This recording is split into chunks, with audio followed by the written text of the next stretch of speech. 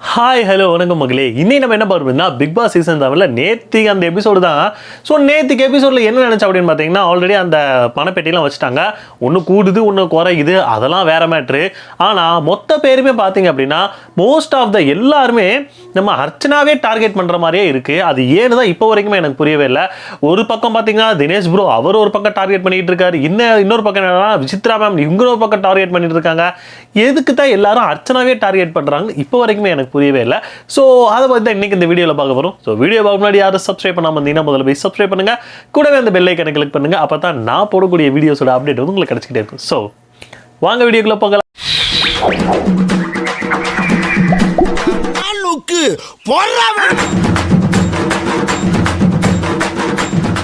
So நேற்றுக்கு episode start ஆனோன்னு பார்த்தீங்க அப்படின்னா நம்ம பூர்ணிமா மாயா இவங்க ரெண்டு பேர் நின்றுட்டு பேசிக்கிட்டு இருக்கிறது தான் ஃபஸ்ட்டு காட்டுறானுங்க. அதுலேயே மாயா என்ன சொல்லுவாங்க அப்படின்னா, ஃபஸ்ட்டு வந்து எனக்கு வந்து நான் வெளியே போகிறதுக்கு சான்சஸ் நிறையவே இருக்குங்க, கொஞ்சமாக இருக்குது அப்படின்ற மாதிரி ஒரு விஷயத்த சொல்கிறாங்க. சான்ஸ் கொஞ்சம் கம்மியாக இருக்குது, நான் ஃபீல் பண்ணுறேன் கொஞ்சம் கம்மியாக இருக்குது, பட் எனக்கும் தெரில. இதுக்கு எதை ஒரு காரணமாக சொல்கிறாங்கன்னு அப்படின்னு பார்த்தீங்கன்னா, நிக்சன் போகிறான் மணி இருக்கான், ரவீனா போகிறா மணி இருக்கான். அப்படின்னா இது இந்த ஆட்டம் எப்படி போகுதுன்னு தெரியலையே அப்படின்ற மாதிரி சொல்கிறாங்க. ஏன்னா நிக்சன் ரவீனா வந்து ரொம்ப நல்லா விளையாண்டுட்டாங்க பாருங்க, அதனால அவங்க ரெண்டு பேருமே இருந்து மணி தான் போயிருக்கணும், அதுதான் கரெக்டு. அது போகிறான் மணி போகல, அப்போது வாட் இஸ் ஹேப்பனிங்?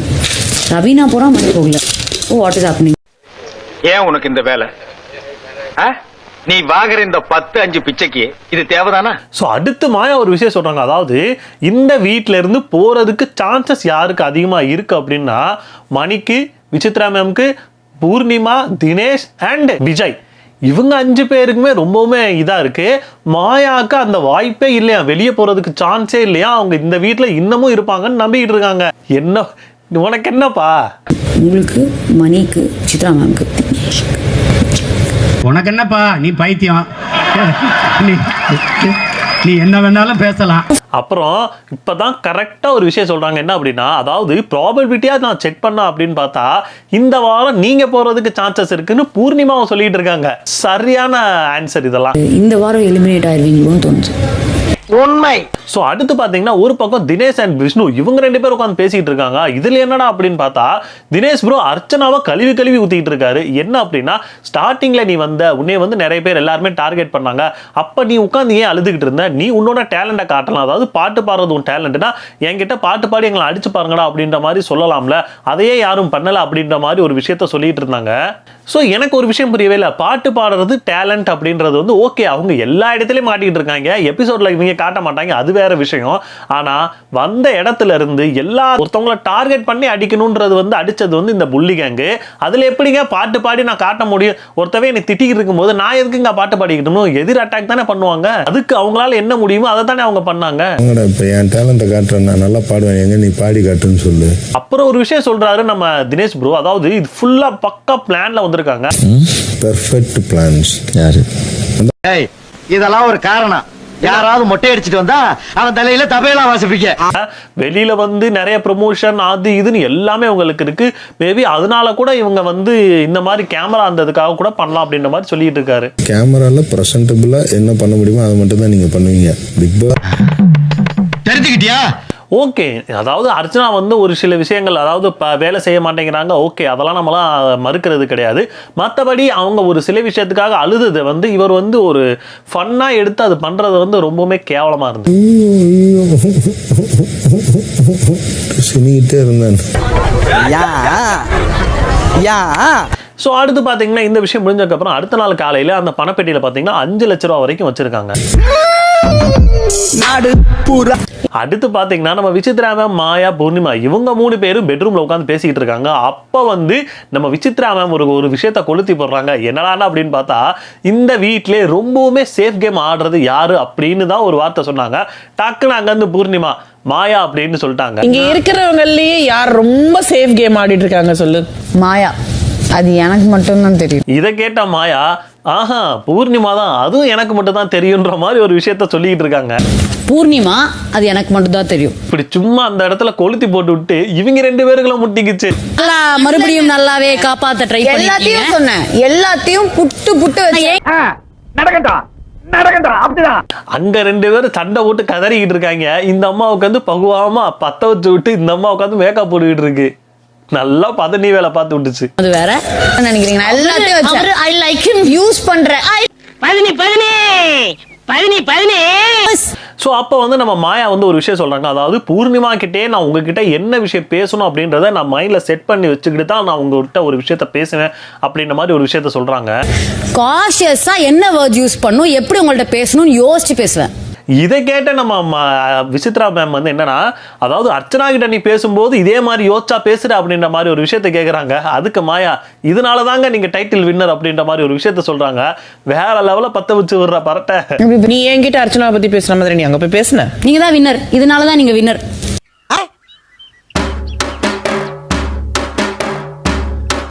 அங்க ஒரு பக்கம் கலவரமே வெடிச்சுக்கிட்டு கிடக்கு. அதாவது நீங்க ஒரு விஷயம் சொன்னீங்க, லூசு மாதிரி பண்ணிட்டு இருக்கீங்கன்னு ஒரு விஷயம்லாம் சொல்றீங்களா, எதை மீன் பண்ணி சொல்றீங்க அப்படின்னு சொல்லி அங்க ஒரு பக்கம் போயிட்டு இருந்தா, இந்த ஒரு பக்கம் இந்த அம்மா தாய் கிழவி அந்த சிரிச்சுக்கிட்டு உட்காந்துக்கிட்டு இருக்காங்க. சொன்னாங்க லூஸ் மாதிரி வந்து சண்டை போட்டு உட்காந்துருக்கேன்னு எதை மீன் பண்றீங்க?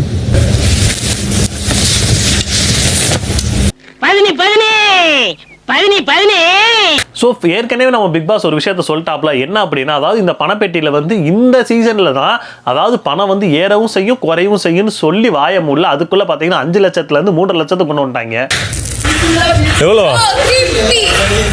அப்போ அங்க நம்ம உட்கார்ந்துகிட்டு இருந்த நம்ம விஷ்ணு அண்ட் மணி இவங்க 2 பேருக்குள்ள பேசிட்டு இருக்காங்க. அதாவது என்னன்னா, விஷ்ணு சொல்றாப்ல, அதாவது இந்த இதுல வந்து ரொம்ப பெரிய ஏதோ ட்விஸ்ட் இருக்கு போல, அதை தான் வெயிட் பண்ணிட்டு இருக்கேன் அப்படின்னு சொல்லவும் அங்கிருந்து நம்ம மணி டக்குன்னு 20 லட்சம் கொண்டு வந்துட்டா என்ன பண்ணுவீங்க அப்படின்னு. அதெல்லாம் கொண்டு வர மாட்டாங்க. ஏயா நீங்க வேற. ஆனால் இந்த வாட்டி ஏதோ ட்விஸ்ட் இருக்குன்னு நினைக்கிறேன். இல்லை திடீர்னு ஒரு 20 லட்சம் டப்புன்னு வச்சிட்டாங்கன்னா என்ன பண்ணுவேன்? இருந்தாலும் உனக்கு இவ்வளவு ஸோ அடுத்து இவங்க பேசிக்கிட்டு கொஞ்ச நேரத்தில் பார்த்தீங்கன்னா அந்த பணப்பேட்டியில் வந்து 7 லட்சம் ரூபா கொண்டாந்து வச்சிட்டாங்க. இன்னைக்கு டின்னருக்கு இதான் நான் வேட்டேன். அடுத்து தான் கொடுமை என்ன அப்படின்னா, இவ்வளோ நாளாக டாஸ்காக வச்சு கிழிச்சு தள்ளிட்டானுங்க. இப்போ ஐஸ்கிரீம் வாங்கணுன்றத கூட டாஸ்க் வச்சு வாங்கிக்கணுமா? டேய் பிக் பாஸே முடிய போகுதுடா, ஏன்டா உயிரை வாங்குறீங்க நீங்க? இது ஐஸ்கிரீம்கான நேரம். ஜெயிக்கிற நபருக்கு பரிசாக ஐஸ்கிரீம் வழங்கப்படும். என்னடா இப்படி வியாபாரம் பண்றீங்க? ஸோ அது என்ன டாஸ்க் அப்படின்னு பார்த்தீங்க அப்படின்னா, அந்த இடத்துல பார்த்தீங்கன்னா 2-3 ட்ராப் மாதிரி வச்சுருக்காங்க. கயிறுலேருந்து தாண்டணும், படியில் ஏறணும், அந்த மாதிரி நிறைய விஷயம் வச்சுருக்காங்க. அதில் கம்மியான குறைஞ்ச டைமில் யார் வர்றாங்களோ அதுலேருந்து 3 பேர், ஃபஸ்ட்டு வர்ற 3 பேரை தான் அதாவது அந்த டாஸ்க்குக்கு, அதாவது அந்த கேள்வி கேட்கக்கூடிய டாஸ்க்குக்கு வந்து அனுப்புவாங்க. ஸோ இதில் ஜெயிச்சா 3 பேர் பார்த்தீங்க அப்படின்னா அந்த கேள்வி கேட்குற டாஸ்க்கு போய் அதில் யார் ஜெயிக்கிறாங்களோ அவங்களுக்கு வந்து ஐஸ்கிரீம்ஸ் அப்படின்ற மாதிரியான ஒரு இதை வந்து சொல்லியிருக்காங்க. சரி ஓகே, இதுக்கு யாரெல்லாம் போறீங்க அப்படின்னு சொல்லி கேட்கவும் அங்கேருந்து நம்ம விசித்ரா தாய் கிழவி என்ன சொல்றாங்கன்னா, நான் வந்து இளைய தலைமுறைக்கு வந்து வழிவிட்டு நான் நின்னுக்கிறேன் அப்படின்னு. அத்தா இதை நீங்க வாரமே சொல்லியிருக்கணும், இளைய தலைமுறைக்கு வழிவிட்டு நிற்கிறேன், என்னை வெளியே அனுப்புங்கன்னு சொல்லி. நீங்க வெளியே போயிருந்தா இளைஞர் தலைமுறையில இருந்திருப்பாங்க. நான் இளைய தலைமுறை. அடங்கப்பா, இது உலக நடிப்புடா சாமி. ஸோ அடுத்து பார்த்தீங்கன்னா ஒவ்வொருத்தவங்களாம் அந்த இது டாஸ்க் வந்து விளையாண்டுக்கிட்டு இருக்காங்க. அப்போ வந்து மணி எல்லாருமே விளையாண்டுக்கிட்டு இருக்காங்க. அப்போ தான் நம்ம ஒரு காமெடி என்ன அப்படின்னா, தினேஷ் ப்ரோ பொறுமையாக தான் விளையாண்டுக்கிட்டு இருந்தாரு. கால் ஏதோ அந்த டயரில் மாட்டிக்கிச்சு போல, கால் எடுத்து வைக்கிறேன் அப்படின்னு சொல்லி டாப்னு சவுண்டு கேட்டுச்சு. இங்கேயோ எங்களுக்கே தெரியுதா, எலும்பு நொறுங்கி இருக்கும் போலயே.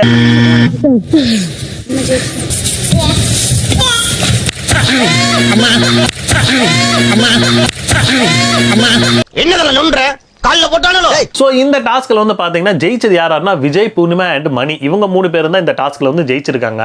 சோ இவங்க வந்து அடுத்த அந்த டாஸ்க்கு போறதுக்கு இவங்க 3 பேர் தான் செலக்ட் ஆயிருக்காங்க. விஜய், பூர்ணிமா. ஸோ அந்த டாஸ்க் ஸ்டார்ட் ஆகும்போது ஃபர்ஸ்ட் கொஸ்டின் கேட்குறேன். அதாவது இந்த சீசனில் வந்து ஒரு கோர்ட் அந்த டாஸ்க் வந்துச்சு. அதில் சிறந்த ஜட்ஜ், பெஸ்ட் ஜட்ஜ் யார் அப்படின்னு சொல்லி செலக்ட் பண்ணாங்கன்றதை சொல்லுங்கன்னு சொல்லுவோம். டக்குன்னு நம்ம பூர்ணிமா அடிச்சு விஷ்ணு அப்படின்னு சொல்லிட்டாங்க. சிறந்த ஜட்ஜாக தேர்ந்தெடுக்கப்பட்டவர் விஷ்ணு. ஸோ அடுத்த கேள்வி கேட்குறாங்க, அதுதான் செம கூத்து. அதாவது உன்னை போல் ஒருவன் ஒரு டாஸ்க் வந்துச்சு. அந்த டாஸ்கில் விஷ்ணுவோட கதாபாத்திரத்தை யார் ஏற்று நடந்துக்கிட்டாங்க, அதாவது விஷ்ணு மாதிரி யார் எடுத்து நடந்துக்கிட்டாங்க. இப்போ விஷ்ணு இருக்காங்கன்னா இப்போ மாயா தான் அந்த கேரக்டர் எடுத்தாங்க. அதை கேட்டதுக்கு நம்ம மணி ஒரு பதில சொன்னாரு பாருங்க. கதாபாத்திரத்தை ஏற்றது யார்? போக்கிரி பொங்கல் விஜய் சார்.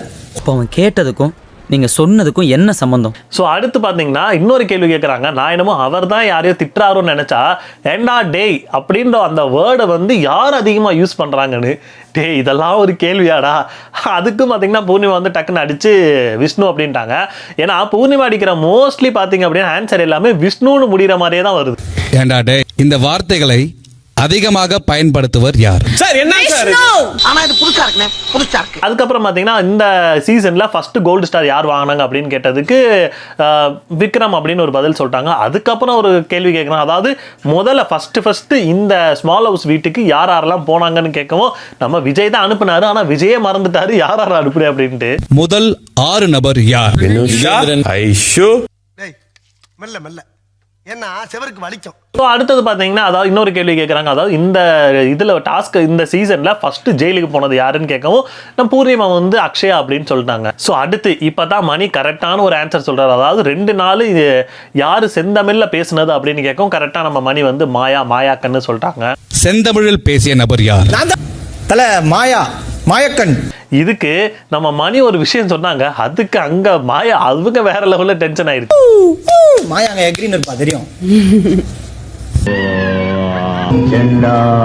அடுத்து செம கூத்து என்னன்னா, அதாவது இந்த சீசன்ல ஃபர்ஸ்ட் யாரோட பர்த்டே வந்து கொண்டாடப்பட்டது அப்படின்னு சொன்னேன். பக்கத்திலே தான் அந்த அம்மா நின்றுகிட்டு இருக்கு. அது நம்ம மணிக்கு யாரும் யாவரில் அடிச்சுட்டு யாரான்னு கேட்டுக்கிட்டு இருக்காரு. யோ வேற லெவல் யா. அதையும் கரெக்டா சொன்னாரான்னு பார்த்தா வினுஷான்னு தப்பா தான் சொன்னாரு. கொண்டாடப்பட்டது ஃபர்ஸ்ட் என்ன யாரா? வினுஷா. சும்மா சொல்லுங்க.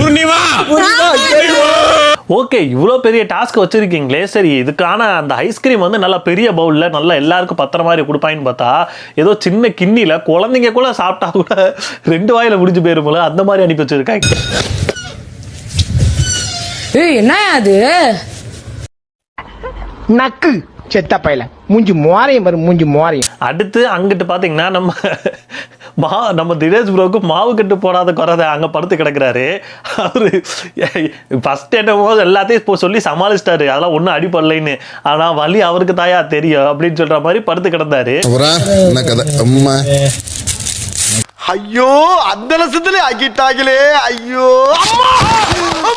ஸோ இவங்க எல்லாரும் பேசிக்கிட்டு இருக்காங்க. தினேஷ் மணி அண்ட் விஷ்ணு இவங்க 3 பேர் பேசிட்டு இருக்காங்க. அதாவது நம்ம நிறைய பேரை உசுப்பேத்தி விட்டோம், அதனாலே எவனும் எடுக்க மாட்டாங்கன்ற மாதிரி சொல்லிட்டு இருக்காப்ல. நம்ம எல்லாரையும் உசுப்பேத்தி விட்டோம்ப்பா, அதனால எவனும் எடுக்க மாட்டோம்ப்பா. ஸோ அடுத்து பார்த்தீங்கன்னா அந்த பணப்பேட்டியில் வந்து 9 லட்சம் வரைக்கும் கொண்டு வந்துட்டாங்க. எனக்கு தெரிஞ்சு இதுதான் லாஸ்ட்டாக இருக்குமா என்னன்னு தெரில. அப்போ நம்ம விசித்திரமே பூர்ணிமா இவங்க 2 பேர் பேசிக்கிட்டு இருக்காங்க. அதாவது எல்லாருக்குமே நம்பிக்கை இருக்கா நம்ம தான் டைட்டில் அடிப்போம்னு அப்படின்னு விசித்திரமே வந்து பூர்ணிமாவை டார்கெட் பண்ணி கேட்குற மாதிரி தான் இருந்துச்சு. ஸோ எல்லாருக்கும் நம்பிக்கை இருக்கு டைட்டில் வின்னர் ஆயிடுவீங்கன்ட்டு இல்லையா? அதுக்கு என்னப்பா? ஸோ இதுக்கு நம்ம பூர்ணிமா ஒரு கேள்வி கேட்கணும். அதாவது நாங்கள் டைட்டில் வின்னர் அடிச்சிடுவோன்னு இருக்கோம், சரி நீங்கள் உங்களுக்கு அந்த மைண்டில் செட் இருக்கீங்களா நீங்கள் வந்து டைட்டில் வின்னர் அடிக்கிறதுக்கு அப்படின்ற மாதிரி கேட்குறாங்க. அதுக்கு நம்ம விசித்ரா மேம் ஒன்று சொன்னிச்சு பாருங்க, எனக்கெல்லாம் இதெல்லாம் ஆல்ரெடி என்கிட்ட நிறையவே பணம் இருக்குது அப்படின்ற மாதிரியான ஒரு கர்வத்தோட சொன்ன மாதிரி இருந்துச்சு. நீங்கள் யோசிக்கிறீங்க I have all this already. கேட்டுக்கப்பா. ஸோ அடுத்து பார்த்தீங்கன்னா ஒரு டாஸ்க் வைக்கிறாங்க. அதாவது ஒன் வாஸ் தலைவன், அதாவது அந்த விம்மோட அந்த இது வந்து அதில் கேமில் விளையாடுவாங்களா, ஸோ அதே மாதிரி அந்த கேம் வைக்கிறாங்க. அதில் வந்து நம்ம விஜய் வந்து ப்ரான் ஃப்ரை அதெல்லாம் வின் பண்ணிட்டாரு. டாஸ்கே கிடைக்காம இருக்கும்போது இந்த விம் இது வந்து தொலைஞ்சிடும். ஒன் வாஷ் தலைவன் விஜய் வந்து. ஸோ அடுத்ததாக பார்த்தீங்க அப்படின்னா நம்ம இன்னொரு டாஸ்க் வைக்கிறாங்க. அதாவது பார்த்தீங்கன்னா இன்விசிபிளா, அதாவது வெளியே இருந்து மக்கள்கிட்ட கேட்டதுக்கு அவங்க வந்து இந்த வீட்டில் இன்விசிபிளா யார் இருக்கணும் அப்படின்னு கேட்டதுக்கு வந்து மாயான்னு பதில் சொல்லியிருக்காங்கன்ற மாதிரி சொன்னாங்க. எந்த ஹவுஸ்மேட் இன்விசிபிளாக இருக்கணும்? இந்த டாஸ்க் ஸ்டார்ட் ஆனோம் நம்ம விஷ்ணு ஒரு விஷயம் சொன்னார் பாருங்க, எனக்கு அவ எப்பயுமே இன்விசிபிளா தான்டா இருக்கா அப்படின்ற மாதிரி. வேற லெவலு. எனக்கு இவங்க ஆல்ரெடி இன்விசிபிள் தான்டா. ஸோ இந்த டாஸ்க்ல என்ன அப்படின்னா நம்ம இன்விசிபிளா இருக்கிற மாயா வந்து என்ன பண்ணாலுமே யாரும் எதுவும் பண்ணக்கூடாது, அதுக்கு ரியாக்ஷன் பண்ணக்கூடாதுன்னு. அப்ப பாத்தீங்கன்னா நம்ம மணியை போய் தட்டிட்டு போறாங்க. அதுக்கு மணி வேற லெவலில் கேட்டு விட்டாரு. என்னடா ஏதோ அடிக்குது, ஏதோ ஒரு கொசு வந்து இடிச்சிட்டு போகுது. நாராயணா இந்த கொசு தொல்லை தாங்க முடியலடா, எங்க போனாலும் பின்தொடர்ந்தே வருது, மருந்தடிச்சு கொள்ளுங்கடா. சரி ஓகே, ஒவ்வொருத்தவங்கள நம்ம வந்து வம்புழுப்போம் அப்படின்ற மாதிரி மாயா மைண்ட்ல செட் பண்ணிட்டாங்க. இதை போய் வம்புழுக்கிறேன் அப்படின்னு சொல்லி பூர்ணிமா விசித்ரா 2 பேர் உட்காந்துருக்கோம். அவங்கள வம்புழுக்கிறேன்னு போய் வம்புழுக்க போய் அவங்க 2 பேரும் இந்த மாயா செய்து செஞ்சு விட்டாங்க. இல்ல டாஸ்க் முடிக்கிறேன்னு சொல்லி எவ்வளவு செகண்ட்ஸ்ல முடிச்சிச்சு டாஸ்க். மட்டும்தான் அதுக்கு. நோ கமெண்ட்ஸ், சிம்பிளி வேர் ஏதோ சேர்த்துக்கிட்டோம்னு வச்சுக்கிட்டு இருக்கேன். ஸோ இந்த விஷயம்லாம் பார்க்கும்போது அதுக்கப்புறம் அந்த இன்விசிபிளோடதெல்லாம் பார்க்கும்போது ரொம்ப ஃபன்னியாக இல்லாமல் ரொம்ப அது ஏன்டா பார்க்குறோம், எதுக்குடா, எப்படா முடிப்பீங்க இந்த எபிசோடு, இந்த சீசனே எப்போ முடிப்பீங்கன்ற மாதிரி நிலைமை கொண்டு வந்துட்டாங்க.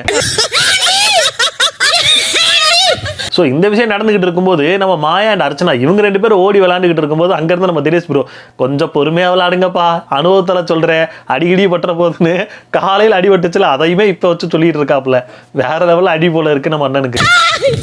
விளையாட்டுத்தனமா எதுவும் பண்ணாதீங்க, அனுபவத்தில் சொல்றேன். ஸோ ஓகே, அவ்வளோதான். அதாவது அந்த 9 லட்சத்தோட அந்த பணப்பெட்டி வந்து இருக்கு. அதுக்கப்புறம் இன்னும் எவ்வளோ ஏறும் எதுன்னு எனக்கு தெரியல. உங்களுக்கு தெரிஞ்சு அப்படின்னா கமெண்ட் செக்ஷனில் கமெண்ட் பண்ணுங்க. இதோட இந்த வீடியோ அவ்வளோதான். இந்த நேற்று எபிசோடு எப்படி இருந்துச்சு அப்படின்னு சொல்லி கமெண்ட் செக்ஷனில் கமெண்ட் பண்ணுங்க. இந்த வீடியோ உங்களுக்கு பிடிச்சது அப்படின்னா அதையுமே கமெண்ட் செக்ஷனில் கமெண்ட் பண்ணுங்க. லைக், ஷேர், கமெண்ட் பண்ண மறந்துடாதீங்க. ரொம்ப பிடிச்சிருந்தா சப்ஸ்கிரைபும் பண்ணி வச்சுக்கோங்க. அடுத்த வீடியோவில் பார்ப்போம். டாடா, பபாய்.